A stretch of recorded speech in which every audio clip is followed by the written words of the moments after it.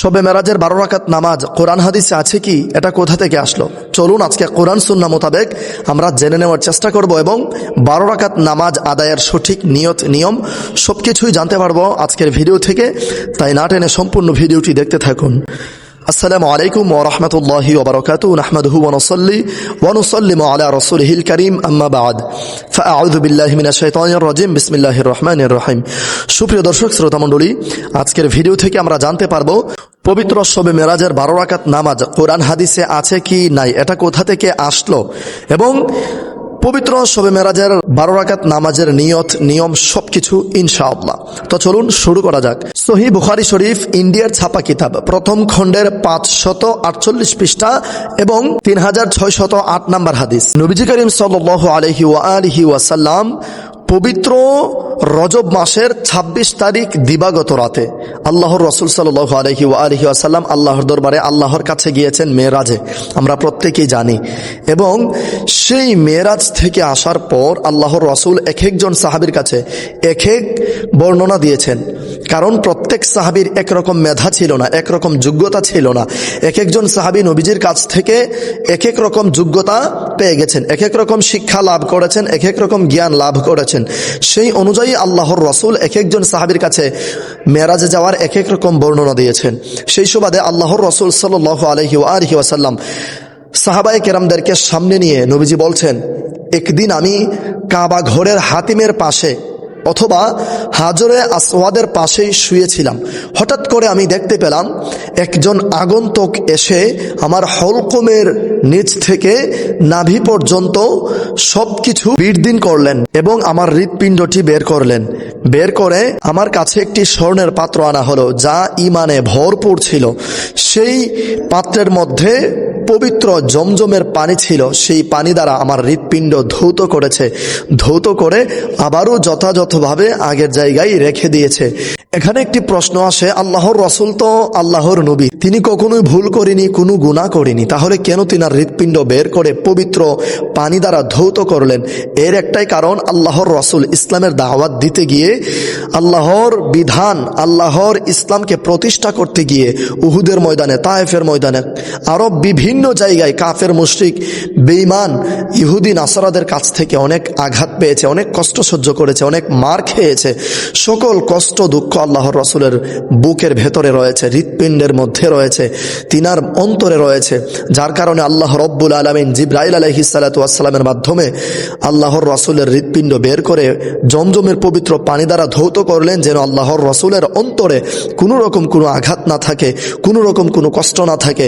যেহেতু আল্লাহর রাসূলকে আল্লাহর কাছে নিয়ে যাবেন, মেরাজে নিয়ে যাবেন, আল্লাহর রাসূলের মন, হৃদয়, প্রাণ উৎফুল্ল যেন থাকে, খুশি যেন থাকে, সেই কারণেই আল্লাহর রাসূলের হৃৎপিণ্ডকে জমজমের পবিত্র পানি দ্বারা ধৌত করলেন, এছাড়া আর অন্য কোনো কিছুই নয়। এরপর আল্লাহর রাসূল সাল্লাল্লাহু আলাইহি ওয়া আলিহি ওয়াসাল্লাম সাহাবায়ে কেরামদেরকে বর্ণনা দিচ্ছেন এভাবেই। আল্লাহর রাসূল সাল্লাল্লাহু আলাইহি ওয়া আলিহি ওয়াসাল্লাম মসজিদুল হারাম থেকে মসজিদে আকসা পর্যন্ত যাওয়ার মধ্যেই কিন্তু পবিত্র শবে মেরাজের নামাজের কথাটি উল্লেখ রয়েছে। এই ভ্রমণটির কথা আল্লাহ রব্বুল আলামিন পবিত্র কোরআনেও বলেছেন। আল্লাহ রব্বুল আলামিন পবিত্র কুরআনুল কারীমের সূরাতু বনী ইসরাঈলের প্রথম নম্বর আয়াতে আল্লাহ রব্বুল আলামিন বলেন, সুবহানাল্লাযী আসরা বিআবদিহি লাইলাম মিনাল মাসজিদিল হারাম ইলাল মাসজিদিল আকসাল্লাযী বারাকনা হাওলাহু লিনুরিয়াহু মিন আয়াতিনা ইন্নাহু হুয়াস সামিউল বাসীর। আল্লাহ রব্বুল আলামিন এই ভ্রমণটির কথা পবিত্র কোরআনে উল্লেখ করেছেন, কেননা পবিত্র কোরআনুল কারীম আল্লাহর রাসূলের প্রত্যেকজন উম্মতি দেখেছেন এবং পড়েছেন এবং পড়বেন, যার কারণে শুধু এই জায়গার কথা আল্লাহ কোরআনে উল্লেখ করেছেন। এরপর জিবরাইল আলাইহিস সালাতু ওয়াস সালাম রাসূল সাল্লাল্লাহু আলাইহি ওয়া আলিহি ওয়াসাল্লামকে নিয়ে বুরাকে সওয়ার হলেন। সওয়ার হয়ে যেতে এমন একটি জায়গায় গিয়ে পৌঁছালেন, দেখলেন চতুর্দিক দিয়ে খেজুর গাছ আর খেজুর বাগান দেখা যায়। তখন জিবরাইল আলাইহিস সালাতু ওয়াস সালাম বললেন, ইয়া রাসূলুল্লাহ, আপনি এখানে নামুন, নেমে 2 রাকাত নফল নামাজ আদায় করুন। তখন আল্লাহর রাসূল সাল্লাল্লাহু আলাইহি ওয়া আলিহি ওয়াসাল্লাম সেখানে নেমে 2 রাকাত নফল নামাজ আদায় করলেন। জিবরাইল আলাইহিস সালাতু ওয়াস সালাম আল্লাহর রাসূলকে বললেন, ইয়া রাসূলুল্লাহ, আপনি এই জায়গায় যে নামাজ আদায় করেছেন এটাকে বলা হয় ইয়াসরিব। এমন একটি সময় আসবে, এই জায়গাটি আপনার রাজধানী হয়ে যাবে, এই জায়গায় আপনার কদমের ছোঁয়া লেগে পুরোটো জায়গা সোনার মদিনা নামে পরিচিত হয়ে যাবে। তখন আল্লাহর রসুল সাল্লাল্লাহু আলাইহি ওয়াসাল্লাম আবারও সওয়ার হলেন। আপনারা মনে রাখবেন, ইয়াসরিবের জমিনে 2 রাকাত নামাজ আদায় করেছেন। কোথায় কোথায় নামাজ আদায় করেন আপনারা শুধু এটা খেয়াল রাখবেন। ইয়াসরিবের জমিনে 2 রাকাত নামাজ আদায় করে আল্লাহর রসুল আবার বোরাকে উঠে সওয়ার হলেন। যেতে যেতে যেতে যেতে আল্লাহর রসুল সাল্লাল্লাহু আলাইহি ওয়াসাল্লাম এমন একটি জায়গা দেখতে পেলেন যেখানে চতুর্দিক দিয়ে একদম ধবধবে সাদা, একদম শুভ্র। সেই জায়গায় আবার জিবরাইল আলাইহিস সালাম বললেন, ইয়া রাসূলুল্লাহ, আপনি এখানে নামুন, নেমে এখানেও 2 রাকাত নামাজ আদায় করুন। নবীজি সেখানেও নেমে 2 রাকাত নফল নামাজ আদায় করলেন।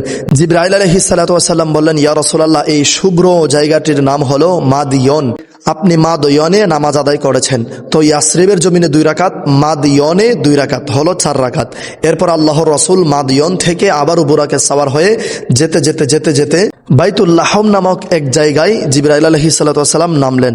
বললেন, ইয়া রাসূলুল্লাহ, হুজুর আপনি এবার নামুন, নেমে এখানেও আপনি 2 রাকাত নামাজ আদায় করুন। আল্লাহর রসুল সেখানেও 2 রাকাত নামাজ আদায় করলেন এবং জিবরাইল আলাইহিস সালাম বললেন, ইয়া রাসূলুল্লাহ, এটি হচ্ছে হযরত ঈসা আলাইহিস সালামের জন্মস্থান। সুবহানাল্লাহ।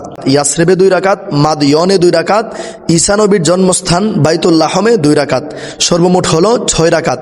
সেখান থেকে যেতে যেতে আল্লাহর রসুল সাল্লাল্লাহু আলাইহি ওয়াসাল্লাম দেখতে পেলেন একটি মাজার শরীফে হযরত মূসা আলাইহিস সালাম দাঁড়ানো অবস্থায় নামাজ আদায় করছেন।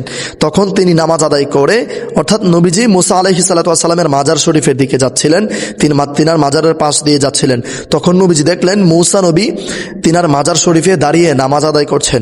তিনি নামাজ শেষ করে নবীজির দিকে ইশারা করে বললেন, আশহাদু আন্নাকা রাসূলুল্লাহ, আমি সাক্ষ্য দিচ্ছি আপনি আল্লাহর রসুল। সুবহানাল্লাহ। এরপর আল্লাহর রসুল সাল্লাল্লাহু আলাইহি ওয়াসাল্লাম মূসা আলাইহিস সালামের মাজারের কাছে আসলেন। এসে সেখানেও 2 রাকাত নামাজ আদায় করলেন এবং মূসা আলাইহিস সালামের মাজার জিয়ারত করলেন। তো ইয়াসরিবের জমিনে 2 রাকাত, মাদিয়নে 2 রাকাত, 4 রাকাত এবং ঈসা আলাইহিস সালামের জন্মস্থান বাইতুল লাহমে 2 রাকাত, 6 রাকাত এবং মূসা আলাইহিস সালামের মাজার শরীফের সামনে 2 রাকাত, এই হলো 8 রাকাত। মূসা নবীর মাজার জিয়ারত করে আবারও সওয়ার হলেন। যেতে যেতে যেতে যেতে নবীজি দেখতে পেলেন একজন বৃদ্ধা আল্লাহর রসুলকে ডাকছেন, হে মুহাম্মদ, আপনি এদিকে আসুন। জিবরাইল আলাইহিস সালাম বললেন, ইয়া রাসূলুল্লাহ, বেয়াদবি নেবেন না, আপনি চলুন, ওনার কথায় কান দিবেন না। এরপর আল্লাহর রসুল সাল্লাল্লাহু আলাইহি ওয়াসাল্লাম আবার সামনের দিকে যেতে লাগলেন। একটু সামনে গিয়েই আল্লাহর রসুল আবারও দেখলেন একজন বৃদ্ধ আল্লাহর রসুলকে ডাকছেন, হে মুহাম্মদ, এদিকে আসুন। তখনও জিবরাইল বললেন, ইয়া রাসূলুল্লাহ, বেয়াদবি নেবেন না, আপনি চলুন, ওনার কথায় কান দেবেন না।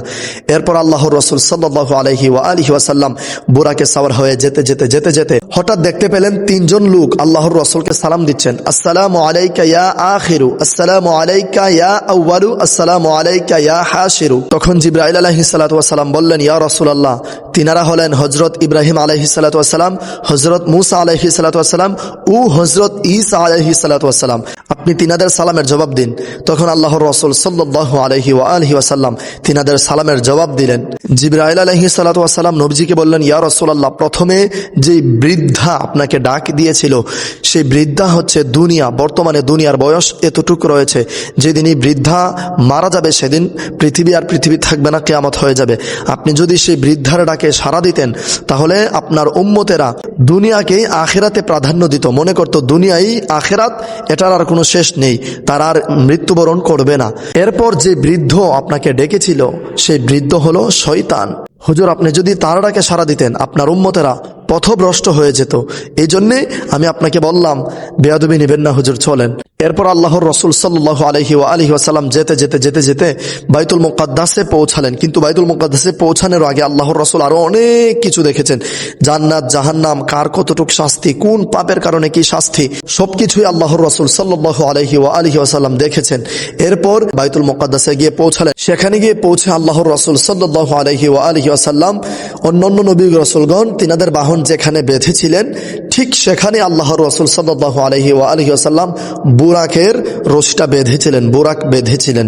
বুরাক বাঁধার পর বাইতুল মুকাদ্দাসে গিয়ে আল্লাহর রসুল সেই মসজিদুল আকসা বাইতুল মুকাদ্দাস সেখানে গিয়ে সকল নবী রসুলগণদেরকে পেছনে রেখে, সকল নবী রসুলগণ তিনার থেকেও বয়সে বড়, আল্লাহর রসুল থেকেও বড়, কিন্তু এরপরেও সকল নবী রসুলগণ কাতারবদ্ধ হয়ে দাঁড়িয়ে গেলেন এবং জিবরাইল আলাইহিস সালাতু ওয়াস সালাম আল্লাহর রসুলের হাত ধরে সামনে এনে নবীজিকে দিলেন মেহরাবের সামনে। সেখানে সকল নবী রসুলগণদেরকে নিয়ে 2 রাকাত নফল নামাজ জামাতের সহিত আদায় করলেন। এই হলো মোট 10 রাকাত। ইয়াসরিবের জমিনে 2 রাকাত, মাদিয়নে 2 রাকাত 4 রাকাত, বাইতুল লাহম ঈসা নবীর জন্মস্থানে 2 রাকাত 6 রাকাত, মুসা আলাইহিস সালাতু ওয়াস সালামের মাজার শরীফে 2 রাকাত 8 রাকাত এবং বাইতুল মুকাদ্দাসে 2 রাকাত 10 রাকাত। আর আল্লাহর রাসূল সাল্লাল্লাহু আলাইহি ওয়া আলিহি ওয়াসাল্লাম এই দিবসে আল্লাহর দরবারে গিয়েছেন, আল্লাহর সাথে দিদার করেছেন, আল্লাহকে দেখেছেন, নিজের কপালের চক্ষু দ্বারা, চর্মচক্ষু দ্বারা আল্লাহকে সরাসরি দেখেছেন। এতটাই কাছে ছিলেন যে ধনুক আর তীর যতটা কাছে থাকে, আল্লাহর রাসূল সাল্লাল্লাহু আলাইহি ওয়া আলিহি ওয়াসাল্লাম মেরাজে গিয়েছেন, আল্লাহর দিদার লাভ করেছেন, আল্লাহর সাথে কথা বলেছেন, প্রেমের আলাপ করেছেন। সেই শুকরিয়াতান আদায়ের লক্ষ্যে, সেই খুশিতে আমরা গুনাহগার উম্মতেরা নামাজ আদায় করি, নফল নামাজ 2 রাকাত। আমরা খুশি হয়ে শুকরিয়াতান আদায়ের লক্ষ্যে 2 রাকাত পড়ি। আর আল্লাহর রাসূল সাল্লাল্লাহু আলাইহি ওয়া আলিহি ওয়াসাল্লামের মেরাজে যাওয়ার 2 রাকাত করে যে নামাজ, সেই নামাজ হলো 10 রাকাত। এই মোট 10 রাকাত আর আমাদের 2 রাকাত মিলিয়ে হলো মোট 12 রাকাত। এই 12 রাকাত নামাজে আমরা পবিত্র শবে মেরাজের রজনীতে পড়ে থাকি। তো যারা বলেন পবিত্র কোরআনুল কারিমে এবং হাদিসে কোথাও মেরাজের নামাজের কথা নেই, তারা আপনারা একটু খেয়াল করে দেখবেন, আপনারা একটু পড়াশোনা করেন, ইনশাআল্লাহুল কারীম পেয়ে যাবেন। প্রিয় দর্শক শ্রোতা মণ্ডলী, আশা করছি আপনারা সকলে বুঝতে পেরেছেন। এবার আসুন এই 12 রাকাত নামাজ আপনি কিভাবে পড়বেন। এশার নামাজের পর 2 রাকাত করে 12 রাকাত নামাজ আদায় করবেন। প্রত্যেক রাকাতে সূরা ফাতিহার পর 3 বার সূরা ইখলাস পাঠ করে নেবেন।